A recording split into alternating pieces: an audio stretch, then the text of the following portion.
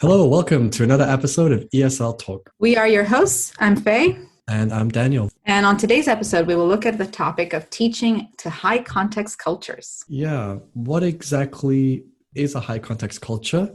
How does it affect our communication? And why should we be aware of this when communicating with students from high context cultures? And today we will be joined by our special guest, Sara. She's a vastly experienced ESL professional with over 20 years of experience working in both high context and low context cultures. Yeah, I'm really curious to hear more from Sara, as we've both had some similar experiences teaching in high context cultures. Mm-hmm. Well, so Daniel, why don't we get started by first defining the term low and high context cultures? Can you give our listeners some examples of what that might be? Yeah, this is quite an interesting topic to talk about. And these terms are not as maybe clearly definable as we think. Mm-hmm. If we talk about a high context culture, it's generally a culture that is kind of older, that's been around a longer amount of time, and where certain beliefs or values have been ingrained over a very long period of history. So an example we're going to talk about quite a lot today is Korea. So, Korea as a country, in terms of its history and culture, is quite old as compared to maybe the US or Canada. It could be other countries as well, like Japan or China. Those countries in that region could definitely be defined as high context cultures, along with places like Brazil as well. Now, it's at a different part on the spectrum, right. But definitely that's a high context culture. So there's less focus on, words. It's more on cues and nonverbal communication, body language, and a higher value on relationships as well. So that's high context. As for low context, as I've already mentioned, examples maybe are the US and Canada. So younger cultures, more kind of not isolated, but more kind of independent in terms of people need things explaining clearly. There's lots of immigrants, so there's lots of accents, so there's lots of different ways of speaking. So that affects our communication. So everything has to be very clearly explained, very clearly outlined, and very simple in terms of communication. So Faye, how do you think being aware of these high and low context cultures can help us as teachers? Well, I think it really helps us to think of our students as different people, first of all, remembering that we come from different cultures, which means we may have a very different way of communicating, not just in terms of the language we speak, but how we see language and how we see communication. And I think, as you mentioned, like these high context cultures are a bit older. They're a lot more, let's say, rules or relationships and things like that have more of a weight on how you communicate. And so having said that, this can all get lost in translation, right? That having all of these cultural differences don't really directly translate. If you just take a sentence and translate it, it can have many different meanings that we are unaware of. Right. So for instance, you mentioned Brazil being a high context culture, and that's something I'm going to ask Sara a little bit more about too, because to me, coming from Brazil, I've always thought Brazil was more similar to Canada or US than to Japan, which is a very high context culture. But when I think about it, in Brazil, there are lots of language features that are related to relationships. So when we talk to the elderly, you use a different pronoun to address them.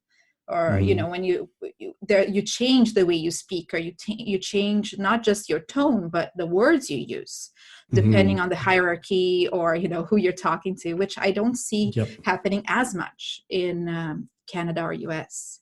That's right? true. So it's important to know that so that things don't get lost in translation and you don't think your student is being offensive or rude. You just have to remember that this is part of maybe their culture, the way they've learned to communicate. Can you think of some situations where you've experienced this in class to illustrate how this can be important for us to know? Yeah. So when we're talking about high context culture, I think back to when I was living in South Korea and the school that I worked at. There was a very big emphasis on hierarchy and structure. Now, for me to talk to my boss in Canada wouldn't be a problem. I can just approach them. I can talk to them openly. I can email them. It's not an issue. Whereas in South Korea, it's very much about the layers. So if I had an issue that I wanted to raise to maybe the principal, I'd have to go to my superior, who would then go to their superior and so on. So that was definitely very different. And that took some adjustment. Things took a long time to get done because a lot of the time people didn't know the answer, or they didn't want to upset or annoy the person above them. So a lot of the time it'd be very frustrating to find out information or decisions to get made. No direct Another line one, yeah. yeah. So sometimes after a while, I kind of just sidestepped it a little, but that would cause more problems. Right. So it was very different to what I experienced growing up in the UK and living in Canada. Another one is the word maybe.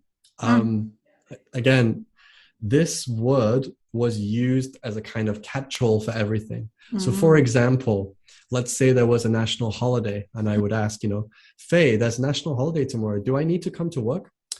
Yeah, maybe. No, yeah, maybe. So I don't know what the answer is. Is it yes? Is it no? Is it maybe? But what was meant by that is, well, as your contract is different to ours, you might have to come and work for a few hours, or you might just have to show your face. But again, because of that high context culture, we don't want to offend or upset a guest, a foreigner. So we'll try to be polite and we'll say maybe instead of no, because we don't want to cause conflict. So those were a couple of examples that I noticed. Another one as well, growing up in the UK, is about kind of being polite without being polite. So what I mean there is the UK has obviously a very long history as opposed to the US and Canada. So there, I wouldn't say it's a high context or a low context. It's kind of in the middle on the spectrum. It seems like it, yeah. Yeah. So sometimes people will be condescending or they'll be very rude, but they'll do it in a polite way. Right. Yeah. So the passive aggressiveness. Exactly. And I know Canadians are also getting really good at this as well. Right. But that's another example that I've come across, especially in work situations. So it's a little bit different depending on where you are. But those are some examples that I've faced in the past. Yeah. And do you think these challenges we face with students might be different depending on the setting and the goals? Like, let's say, business English, EAP, young learners? Yeah, I think if I'm teaching a student online who's in their home country, I might, communicate with them very differently to university students who are in a classroom in Canada, because the expectation then might be, I'm in a new culture, I'm in a new setting, I should try to follow those expectations and those rules. Whereas if I'm speaking one-to-one with a student, say in Japan, then I might be more tolerant and observant and more respectful. Not that I wouldn't be, but in terms of just thinking about their situation and their context. So I think it definitely depends on your students and how you should communicate with them. On setting and context, those things are really important as well. But Faye, when you think about this, high context culture, did you ever consider these issues when you first started teaching, or did you know much about them? And did that change?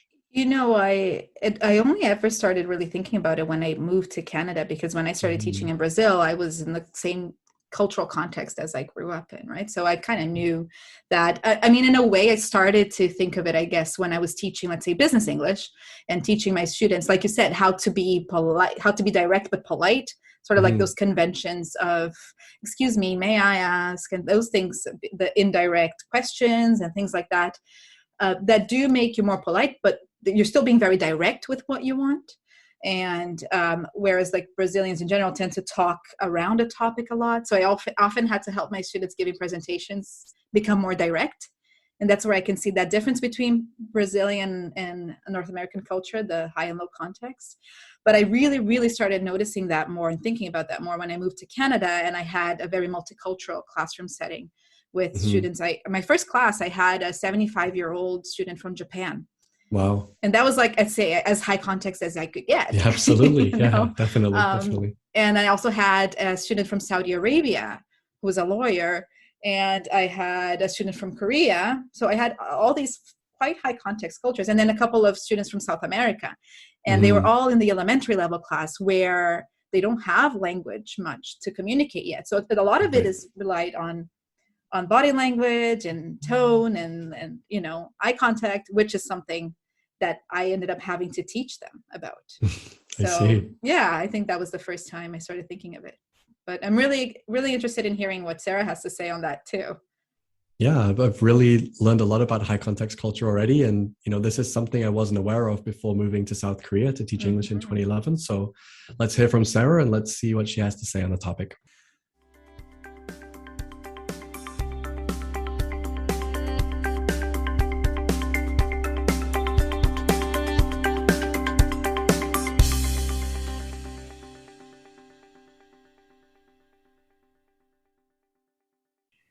Hello, Sarah. Thanks for joining us here on ESL Talk. Hi, thanks for having me. Yeah, thanks, Sarah. We're really excited to learn about your experience of working in high context cultures and how we can help students who are from those cultures. Well, first of all, Sarah, can you tell us a little bit about your teaching journey so far and how you reached where you are today? Yeah. So I'm from the United States. So I'm a native English speaker. I always studied Spanish when I was in school, and I couldn't talk, which was, gosh, so frustrating. And I made some friends from Mexico and Costa Rica when I was in college, and they kind of taught me to actually talk, to get over my embarrassment. And when that happened, I became so enamored with Spanish. I graduated with my degree in Spanish, and I wanted to become an English teacher. So I got my TEFL certificate and I went out and taught English right away. And so I started in 2001. After doing my TEFL certificate, I taught some. I came back to the States and did my state teaching certificate, and I taught all over, in elementary, middle school, high school, university, public school, private school, everything. And now I'm working online, which I think is awesome because I'm back in the States. I came back and I got married and things, but I'm still able to work with clients abroad by doing this cool online thing. So that's how I got into online. Awesome. So yeah, the topic for today is about high context cultures. So when did you first start to identify and understand what high context cultures are exactly? Yeah, so I spent 8 years in South Korea, teaching in South Korea. And Daniel, I know you were in Korea a couple of years also, and I don't know if you came across this, but when I first went there, I read like a little book, right? Like Culture Shock Korea. These are some things you should do and why. And I didn't understand it. And after a couple of years of kind of butting up against these communication challenges, then I heard about high context culture and learned that Korea is a high context culture and the US is a low context culture. The US, where I'm from, is a low context culture. And I had to really learn to adjust my way of communicating and to learn a new way of communicating. So it was kind of a trial by fire situation. Right.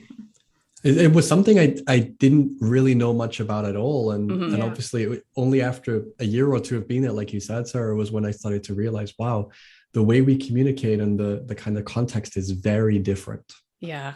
It's not just about the language, right? There's more than that. Yeah. And about body language and about tone of voice. And I think we do it to some extent in low context cultures. And I think women do it more than men. I would kind of say it that way, that like that men tend to be more direct, and women, we can say the things in kind of a more subtle and more indirect way. But for me, being in the Far East was really to the extreme. Yeah. And it was great. It was a great learning experience. Yeah. And I use that in my teaching a lot these days. Daniel, has it affected your teaching at all? Great question. It has, probably indirectly now, because I have a pretty good experience of working with lots of different students from lots of different backgrounds. So I might identify not necessarily that they're students from this country, so they may respond better to this. It's more about different approaches, but I have found definitely that knowing the starting point of your students and the background of that student might definitely help you to connect with them better. Yeah, I would say so. Yeah, at least keeping you more open-minded about it. Yeah. Now, Sarah, why do you think it's important for us to understand high context cultures or these differences between like the cultures before you start teaching in those environments? Yeah, well, Daniel just said, like, keeping in mind the background of the student, but also I would say the background of the teacher. Like, it's all about this give and take, and where are we meeting in the middle, as students and as teachers in the classroom, or if you are working one-on-one, if you're working in a group, is it a group from one culture or a really multicultural group? So, the kind of culture that we grew up in totally informs the way that we communicate, not just how we communicate as teachers with our students, but also how the students understand us, our communication, how they communicate back to us. And when it comes to language teaching specifically, what it is we're teaching, and then what they learn or what it is they want to learn, or the way that they will be speaking or trying to speak in English, Right. you know, especially if they're coming from like a translation place, like how do they naturally gravitate towards speaking? And then how does that come across in English? And how can we best guide them to communicate really what they mean, you know, so that not both the speaker and the listener are on the same page. Yeah. Makes sense, for sure. And we touched a little bit about the differences between high and low context cultures, but could we think of some specific examples of this, Sarah? Yeah. So I'm going to use the two examples that I know the best. Sure. So for me, because I'm from the States, right? And then I spent 8 years in Korea. But I think it's easy for most people to kind of, you know, the US is pretty well known, and the Far East, you know, if you don't think of Korea, if you don't know that as well, you can think of Japan or of China as kind of your high context example. But low context cultures, they tend to be younger cultures, right? The US is just a couple hundred years old, where everyone was pretty independent. They came, right, except for the Native Americans. They came here on their own. They were independent. They were trying to communicate with people from other different languages, and you couldn't assume that anyone knew anything, right? So as such, they tend to be really, really explicit in communication, say things really clearly, really simply, and rely less on relationships and more on written contracts, rules, those kinds of things. Whereas like higher context cultures, so for me, Korea, you can think of the Far East is easiest for us to think about, right? It's on a continuum, but we can think easiest at the Far East. There are cultures that have a really long history. They tend to be a bit more closed cultures. So I'll give you an example. When I lived in Korea, I think it was 99% of the population of Korea at that time were Koreans, ethnically Korean, right? Only 1% was foreigners, versus the United States, where we're much more multicultural. So these higher context cultures tend to have this shared history and this kind of a group history and a group culture that allows them to communicate in this kind of subtle way, because everyone kind of knows already what people are talking about. Or we can kind of think of like an old couple. The man who came up with this theory first, I think in the 1940s, talked about like a brand new dating couple is like the low context culture, right? You don't know each other. You have to say things clearly, but like the old married couple, they can just look at each other and then and that's all they need, right? So high context cultures tend to value relationships more, and they can say things indirectly or not at all to come up with the same message, right? So to give you an example of some things that I've come across in my time teaching, if a student would say to me, "I'm very busy these days," right? Then for me, my American ears, I hear, "Oh, okay, you're busy," and that's all, right? The Korean student may have meant, "Oh, I'm very busy these days, and that means, teacher, that I can't do my homework, or that I'm not going to be able to come to class, or that you should let me take the test again." There's a lot that is left unsaid, kind of thing. Yes. Yeah, absolutely. Or this phrase, I don't know, Daniel, if you ever came across this too. Oh, yeah. But yeah. I got the you look very tired today. Yeah. Right. Yeah. Right. As an American, I would think like, oh my gosh, like they're so rude. You think I look ugly, right? And then what they mean is, I'm very concerned about you. Why are you aren't okay? You sleeping? Are you okay? Yeah. You gained weight. That really means, are you healthy? You know? So these kind of messages, what we say and what we mean, can get confused between cultures. Yeah. Absolutely. Some great examples there. And it definitely resonates with me, because I remember this. And also even in Korean language itself, you know, they don't say, you know, they would say things like collectively. So, When they say not my country, our country, Our country. not this, everything would be ours and ours. They would try to have that collectiveness as well, which was really interesting, which is definitely not an attitude that we have in North America, definitely. Or even words that get lost in translation. Now you mention it, makes sense. A lot of my Korean students would say foreigners do this, foreigners do that. Right. And we don't use that word foreigner. Right. It's almost offensive, right? It's like us and them, but it makes sense. If 99% of the population is Korean, absolutely. You're not really doesn't feel like you're segregating or alienating the people. I do remember that I had 2 Korean students in my class once, and they were discussing about people in Vancouver, and they would keep using the word foreigner. If you understand Korean. And I said, well, actually, they're not the foreigner in this situation. Actually, you guys are the foreigners because you're in another country. And they couldn't quite compute that fact. It was kind of mind-blowing for them.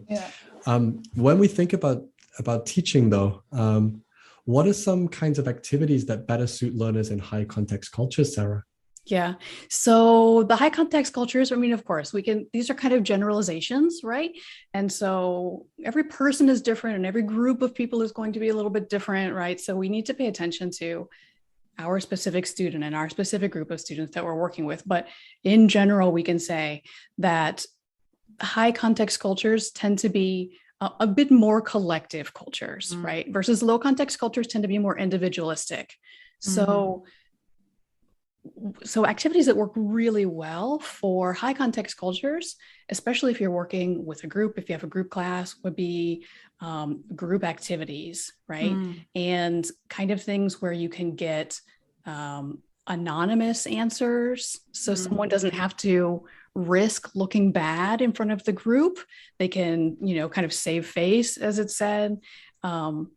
And also where people if you can give feedback anonymously, that works really well. So I'll give you an example from my teaching. When I used to teach in the classroom, if I was teaching with American students, I could say, oh, you did this wrong. Go to the student's desk and say, you did this wrong.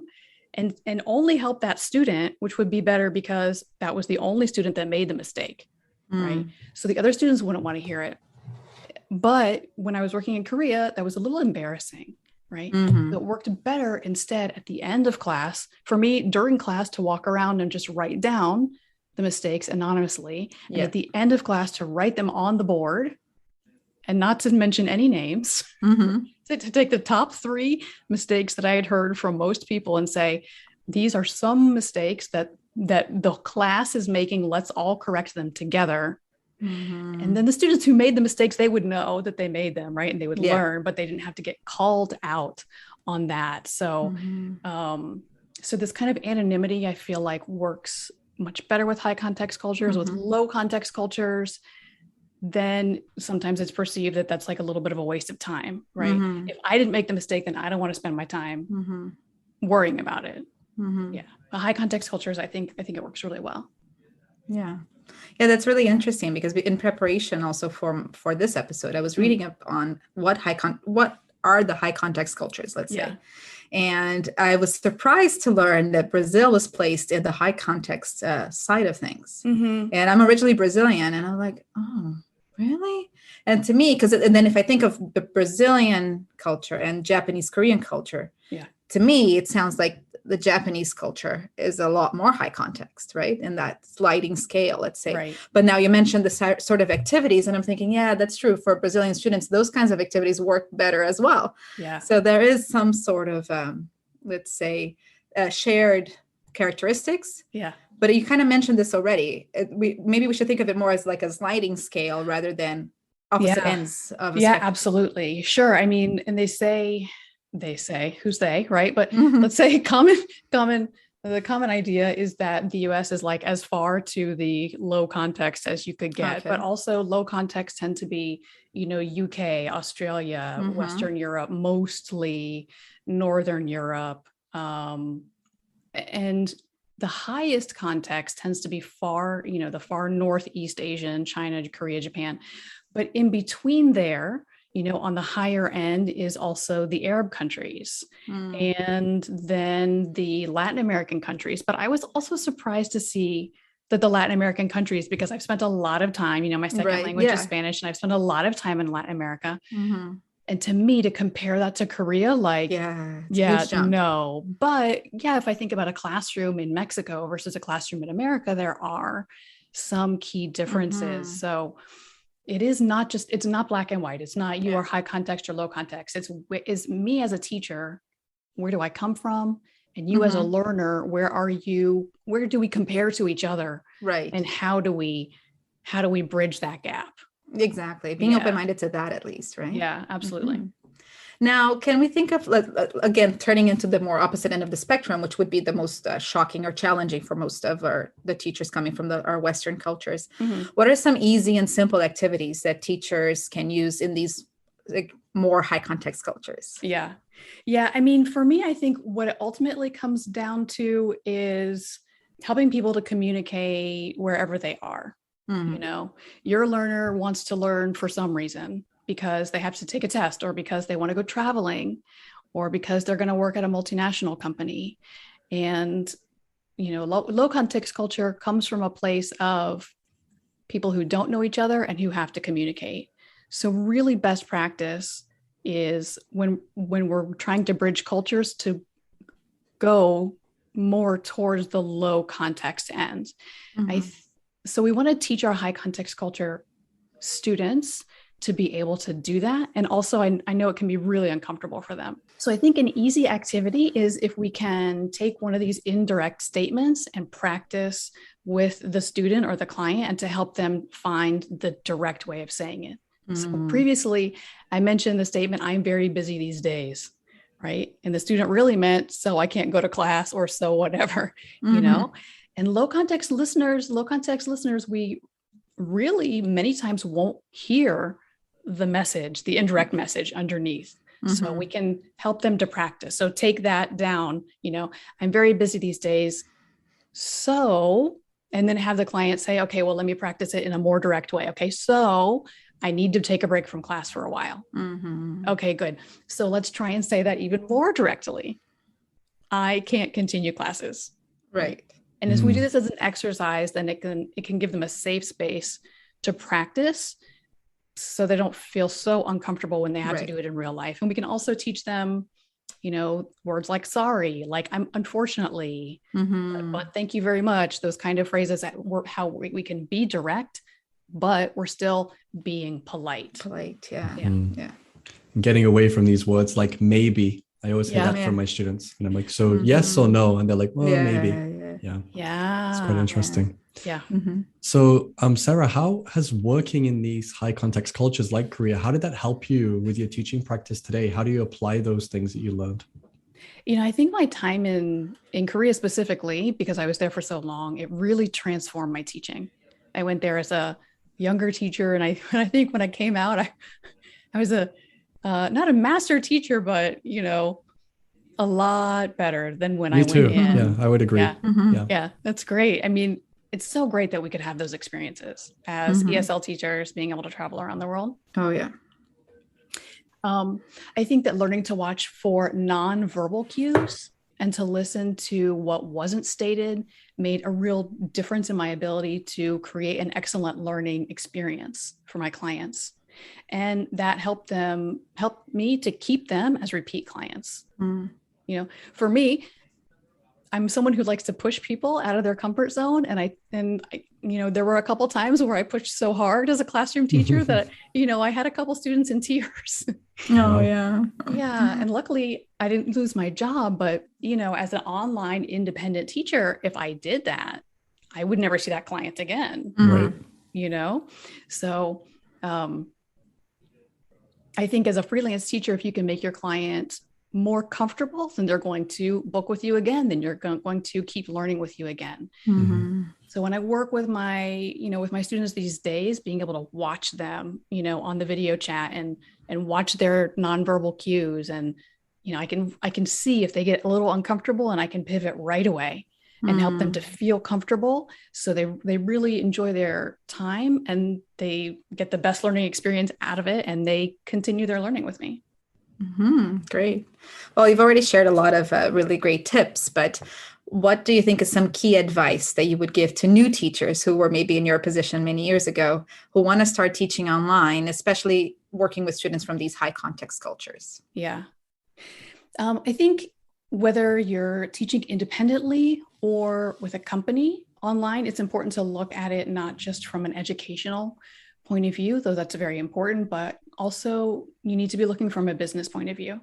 Mm-hmm. And that means looking at your product, right? As if, it is a product that you're selling, right? Mm-hmm. And you need to look at it from the consumer's point of view. So if you can create a good experience for the consumer, for your client, your student, then you're going to have more clients and repeat clients. Mm-hmm. And then if you want, you can increase your rate over time. Or if you're mm-hmm. working, for a company, then you may be able to take on a leadership role or to get a raise, or to work for a different company if you want, So I think looking at the business side is key when you're working online. If you're in a for-profit business, right? If you're not mm-hmm. in public education, I think keeping the client in mind is really important.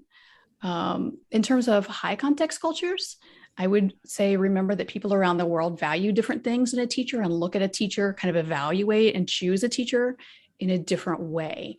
Mm. So when you're creating your teacher profile or your website, then you want to focus not just on your achievements, right? Not just on your certifications and your education, though those are important, but you also want to focus on who you are as a person. Mm. High context cultures value personal relationships a bit more than low context cultures. And it may just be that if they see that you have something in common, then they will see you as part of the in-group, right? We talked about the group before with high context cultures, and they may choose you over other teachers just because of that. So for example, on my first teaching profile video, I talked very little about my certifications and my experience. And I talked mostly about the story of how I had struggled learning Spanish, mm-hmm. and how I finally learned how to speak just by talking to people.